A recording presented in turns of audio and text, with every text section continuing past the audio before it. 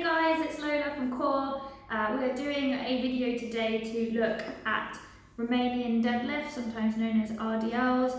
We're going to look at how to set up in the right position for that, and then we're going to look at a few variations. So if I've programmed you a variation of these, just make sure you check which one I've programmed you. You might not necessarily have to do all of them. Okay, so first of all, we're going to look at how we actually set up in the right position. So a deadlift is a type of hinge movement.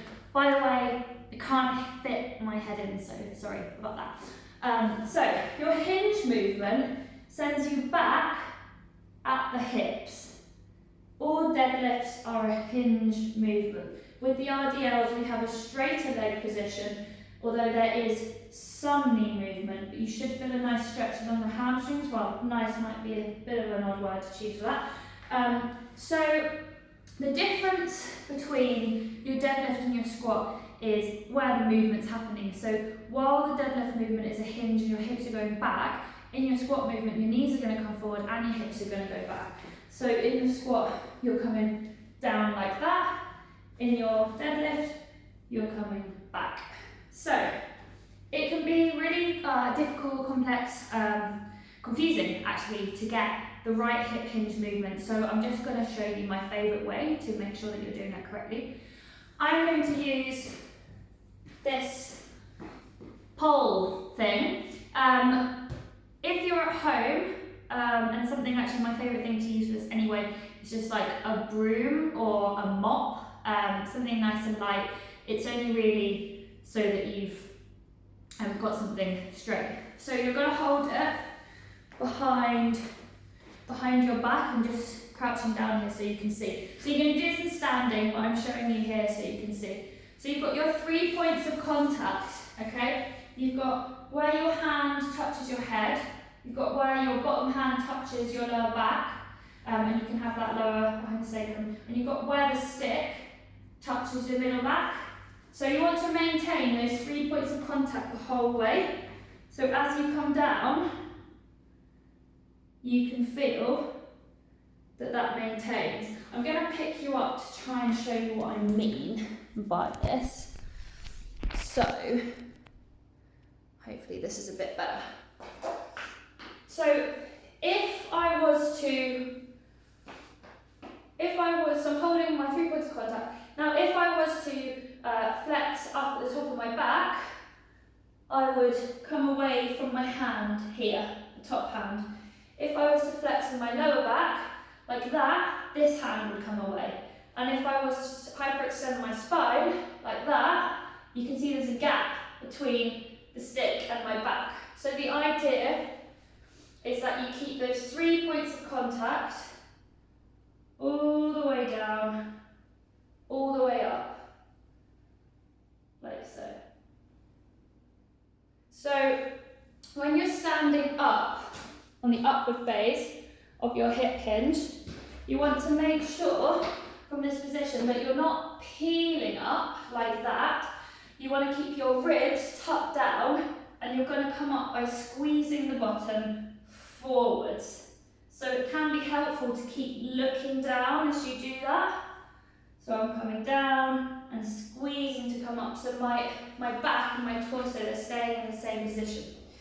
So that's your basic hip hinge, and you can actually do that as an exercise. If you feel that you're not doing it in the right way, you can actually just hold the stick there while you do it, it's fine. You're still going to be working your hips and knees on that one. So now we're going to look at a single leg deadlift. So now that you know what the upper body's doing, I'm going to put you back down on the floor just so you can see. So with a single leg deadlift, you're going to pick up the leg that's closer to the wall. You can pick up the leg that's on the outside, it's up to you really. I like to do the leg on the inside. And you're going to come back and up. So again on this one, when you come down, make sure that you're squeezing this glute to come forwards rather than peeling your back up. Okay? On the other side, show you for reference.